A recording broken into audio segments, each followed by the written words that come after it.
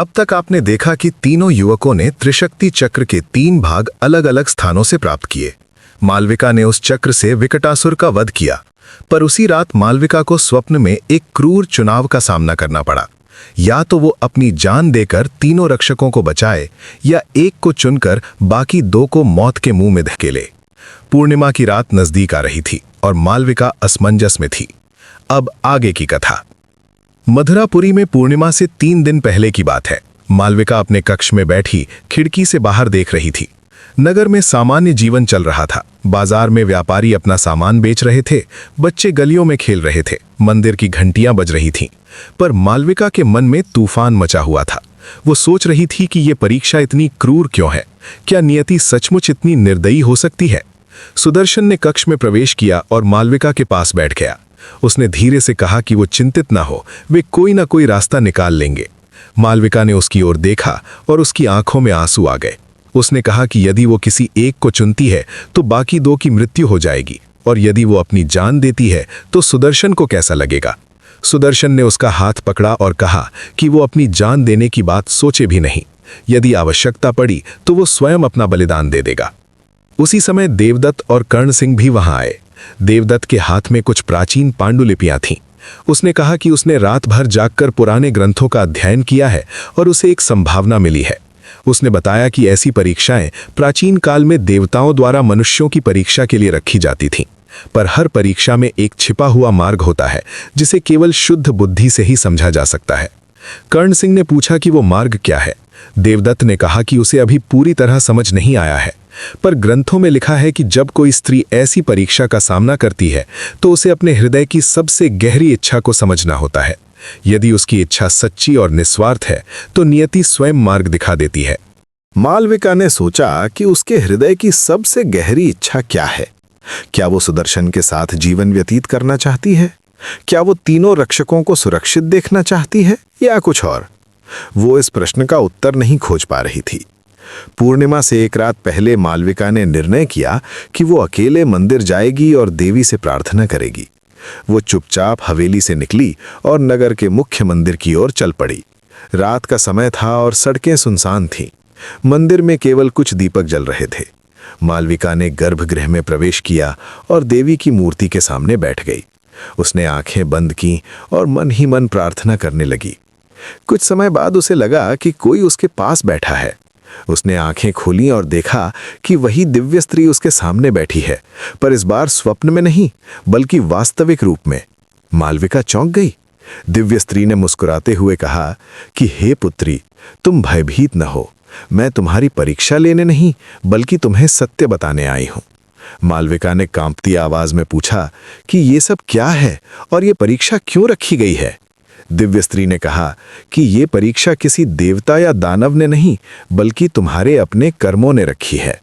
तुम्हारे पूर्व जन्म में तुम एक राजकुमारी थी जिसने 3 पुरुषों को अपने रूप के जाल में फंसाया और फिर तीनों को त्याग दिया। उन तीनों ने अपना शेष जीवन दुख में बिताया और मृत्यु के समय शाप दिया कि अगले जन्म में तुम्हें भी ऐसा चुनाव करना पड़ेगा जो असंभव हो। मालविका अवाक रह गई। उसने कहा कि पर उस जन्म में जो हुआ उसका दोष इस जन्म की मालविका पर क्यों?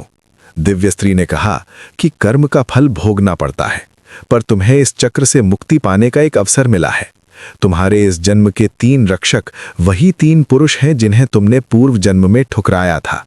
यदि तुम इस जन्म में सच्चे हृदय से निर्णय लेती हो तो वो शाप टूट जाएगा। मालविका ने पूछा कि सच्चे हृदय से निर्णय का अर्थ क्या है? दिव्य स्त्री ने कहा कि तुम्हें वो निर्णय लेना होगा जो तुम्हारे अहंकार से नहीं बल्कि तुम्हारी करुणा से आए। तुम्हें वो निर्णय लेना होगा जो केवल तुम्हारे लिए नहीं बल्कि सबके लिए श्रेयस्कर हो। ये कहकर दिव्य स्त्री अदृश्य हो गई। मालविका वहीं बैठी रही और सोचती रही। उसे समझ आ गया कि उसकी परीक्षा केवल चुनाव करने की नहीं बल्कि अपने अहंकार को त्यागने की है। पूर्व जन्म में उसने अपने रूप के घमंड में तीनों को ठुकराया था। इस जन्म में उसे वो गलती नहीं दोहरानी है। अगली सुबह मालविका हवेली लौटी। उसका चेहरा शांत था और आंखों में एक नया निश्चय था। उसने तीनों युवकों और अपने पिता धनंजय को बुलाया। सभी चिंतित चेहरों के साथ एकत्र हुए। मालविका ने कहा कि उसने अपना निर्णय ले लिया है। सभी ने चौकन्ने होकर सुना। मालविका ने कहा कि वो किसी एक को नहीं चुनेगी ना ही अपनी जान देगी, बल्कि वो एक तीसरा मार्ग चुनेगी। उसने कहा कि वो तीनों युवकों को उनकी प्रतिज्ञा से मुक्त करती है। वो चाहती है कि तीनों अपना जीवन स्वतंत्रता से जिएं। उसने सुदर्शन की ओर देखा और कहा कि वो उससे प्रेम करती है, पर यदि नियति ये मांग रही है कि उसे चुनाव करना होगा तो वो किसी भी जीवन को दांव पर नहीं लगाएगी। सुदर्शन ने विरोध करते हुए कहा कि ये कैसे हो सकता है। देवदत्त ने कहा कि ये समाधान नहीं है। कर्ण सिंह ने कहा कि वे तीनों उसकी रक्षा करने की प्रतिज्ञा ले चुके हैं, पर मालविका ने दृढ़ता से कहा कि उसका निर्णय अंतिम है। उसी क्षण पूर्णिमा का चांद उगाया और उसकी चांदनी खिड़की से कक्ष में आने लगी। अचानक एक तेज प्रकाश फैला और दिव्य स्त्री फिर से प्रकट हुई, पर इस बार वो अकेली नहीं थी। उसके साथ 3 दिव्य पुरुष भी थे। दिव्य स्त्री ने कहा कि हे मालविका, तुमने सही निर्णय लिया। तुमने अपने अहंकार को त्याग कर निस्वार्थ भाव से निर्णय लिया। यही तुम्हारी असली परीक्षा थी। दिव्य स्त्री ने आगे कहा कि ये 3 दिव्य पुरुष वही हैं जिन्हें तुमने पूर्व जन्म में ठुकराया था और जिन्होंने तुम्हें शाप दिया था, पर अब जब तुमने निस्वार्थता दिखाई है तो वे अपना शाप वापस लेते हैं। तीनों दिव्य पुरुषों ने मालविका को आशीर्वाद दिया और कहा कि तुम दीर्घायु हो और सुखी रहो। फिर दिव्य स्त्री ने तीनों युवकों की ओर देखा। उसने कहा कि देवदत्त, कर्ण सिंह और सुदर्शन, तुम तीनों ने भी अपना कर्तव्य निभाया। तुम तीनों पूर्व जन्म में वही पुरुष थे, पर इस जन्म में तुमने अपने प्रेम को निस्वार्थ रखा। तुमने मालविका की सेवा की बिना किसी अपेक्षा के, इसलिए तुम तीनों को भी मुक्ति मिलती है। तभी एक विचित्र घटना घटी। तीनों दिव्य पुरुषों में से एक ने देवदत्त के माथे को छुआ और देवदत्त को अपने पूर्व जन्म की स्मृति आ गई। वो एक ब्राह्मण पंडित था जिसने मालविका के पूर्व जन्म रूप को अपना ज्ञान अर्पित किया था, पर बदले में केवल उपेक्षा मिली थी। दूसरे दिव्य पुरुष ने कर्ण सिंह को छुआ और उसे याद आया कि वो एक राजपूत योद्धा था जिसने मालविका के पूर्व जन्म रूप के लिए युद्ध में वीरता दिखाई थी, पर उसे भी ठुकरा दिया गया था। तीसरे दिव्य पुरुष ने सुदर्शन को छुआ और उसे स्मरण हुआ कि वो एक सामान्य कारीगर था जिसने मालविका के पूर्व जन्म रूप के लिए सुंदर आभूषण बनाए थे, पर उसे भी तिरस्कार मिला था। तीनों युवक स्तब्ध रह गए। मालविका की आंखों में आंसू आ गए। उसने तीनों से क्षमा मांगी और कहा कि वो अपने पूर्व जन्म के कर्मों के लिए शर्मिंदा है। तीनों युवकों ने उसे आशीर्वाद दिया और कहा कि इस जन्म में उसने जो निस्वार्थता दिखाई है वो सब कुछ माफ कर देती है। दिव्य स्त्री ने अंतिम बार बोलते हुए कहा कि अब तुम सब मुक्त हो। मालविका और सुदर्शन का विवाह वैध रहेगा और वे सुखी जीवन व्यतीत करेंगे। देवदत्त को अपार ज्ञान की प्राप्ति होगी और वो एक महान ऋषि बनेगा। कर्ण सिंह एक प्रतापी योद्धा बनेगा जिसकी कीर्ति दूर दूर तक फैलेगी। ये कहकर दिव्य स्त्री और तीनों दिव्य पुरुष प्रकाश में विलीन हो गए। कक्ष में सन्नाटा छा गया। धनंजय ने सबसे पहले मौन तोड़ा और कहा कि ये तो एक अद्भुत घटना थी। मालविका ने राहत की सांस ली और सुदर्शन के गले लग गई। देवदत्त और कर्ण सिंह ने एक दूसरे को देखा और मुस्कुराए। वे समझ गए थे कि नियति ने उन्हें एक नया अवसर दिया है। अगले दिन पूरे नगर में यह समाचार फैल गया कि मालविका और उसके 3 रक्षकों ने एक दैवीय परीक्षा उत्तीर्ण की है। नगरवासी उनका सम्मान करने लगे। धनंजय ने एक विशाल भोज का आयोजन किया जिसमें पूरे नगर को आमंत्रित किया गया। भोज के दौरान मालविका ने देवदत्त और कर्ण सिंह से अलग से बात की। उसने कहा कि वो हमेशा उनकी आभारी रहेगी और वे सदा उसके मित्र बने रहें। देवदत्त ने कहा कि वो शीघ्र ही अपने गुरु के आश्रम लौट जाएगा और वहां ज्ञान की साधना करेगा। कर्ण सिंह ने कहा कि वो एक दूर के राज्य में सेनापति का पद स्वीकार करने जा रहा है। दोनों ने मालविका और सुदर्शन को आशीर्वाद दिया और कहा कि वे सदा संपर्क में रहेंगे। कुछ सप्ताह बाद देवदत्त और कर्ण सिंह ने मधुरापुरी छोड़ दी। मालविका और सुदर्शन ने उन्हें विदा किया और वादा किया कि वे समय समय पर मिलते रहेंगे। मालविका और सुदर्शन का जीवन शांति से चलने लगा। सुदर्शन का मिट्टी के बर्तनों का व्यवसाय फलने फूलने लगा और उसकी कृतियां दूर दूर तक बिकने लगीं। धनंजय ने अपने व्यापार का एक बड़ा हिस्सा सुदर्शन को सौंप दिया। मालविका ने नगर की महिलाओं के लिए एक विद्यालय खोला जहां उन्हें पढ़ना लिखना और विभिन्न कलाएं सिखाई जाती थीं। 1 वर्ष बाद मालविका ने एक पुत्र को जन्म दिया। बच्चे का नाम रखा गया त्रिवेद, क्योंकि वो 3 महान पुरुषों के आशीर्वाद से जन्मा था। बच्चे के जन्म पर देवदत्त और कर्ण सिंह भी मधुरापुरी आए। दोनों ने बच्चे को देखा और आशीर्वाद दिया। देवदत्त ने बताया कि वो अब एक प्रसिद्ध ऋषि बन गया है और उसके पास दूर दूर से शिष्य आते हैं। कर्ण सिंह ने बताया कि उसने अनेक युद्धों में विजय प्राप्त की है और राजा ने उसे महासेनापति बना दिया है। दोनों संतुष्ट और प्रसन्न थे। वर्षों बीत गए।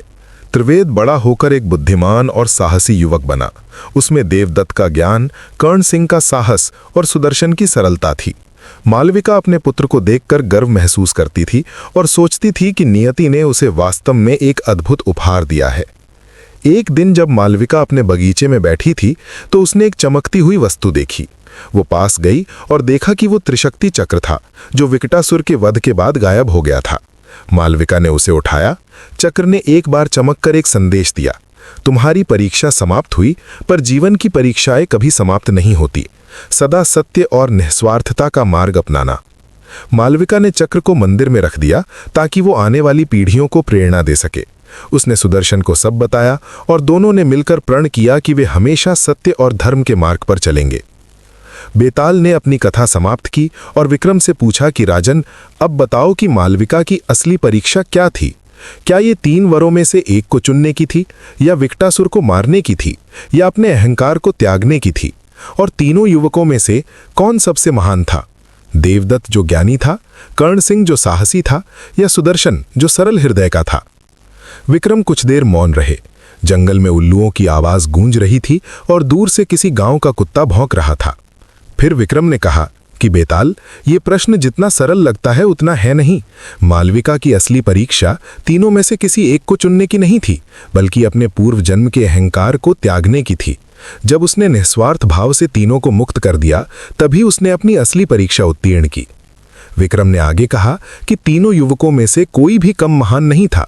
देवदत्त का ज्ञान आवश्यक था, कर्ण सिंह का साहस प्रशंसनीय था और सुदर्शन का सरल हृदय अनमोल था। तीनों ने मिलकर मालविका की रक्षा की और तीनों ने अपने अपने तरीके से प्रेम की परिभाषा दी। असली महानता इस बात में थी कि तीनों ने अपनी प्रतिस्पर्धा को मित्रता में बदल दिया और मालविका के निर्णय का सम्मान किया। बेताल ने जोर से हंसकर कहा कि धन्य हो विक्रम, तुमने फिर से सही उत्तर दिया। तुम्हारी बुद्धि तीक्ष्ण है और हृदय निर्मल है, पर चूंकि तुमने बोल दिया है इसलिए मुझे फिर से उड़कर जाना होगा। ये कहकर बेताल विक्रम के कंधे से उड़ गया और शमशान के उसी पेड़ पर जा बैठा। विक्रम ने गहरी सांस ली। उन्होंने पीछे मुड़कर देखा और सोचा कि यह सिलसिला कब तक चलेगा, पर उन्होंने अपनी प्रतिज्ञा याद की और फिर से उसी दिशा में चल पड़े। रात अब और गहरी हो चुकी थी और आकाश में तारे टिमटिमा रहे थे। विक्रम के मन में ये कथा गूंज रही थी और वे सोच रहे थे कि प्रेम, त्याग और निस्वार्थता की इस कहानी में कितनी गहराई छिपी हुई है। क्या विक्रम फिर से बेताल को पकड़ पाएंगे? और क्या बेताल की अगली कथा और भी रहस्यमय होगी? और क्या ये परीक्षाओं का सिलसिला कभी समाप्त होगा? अगली कथा, महारथी का घमंड और भूतनी का चमत्कार, विक्रम बेताल कथा।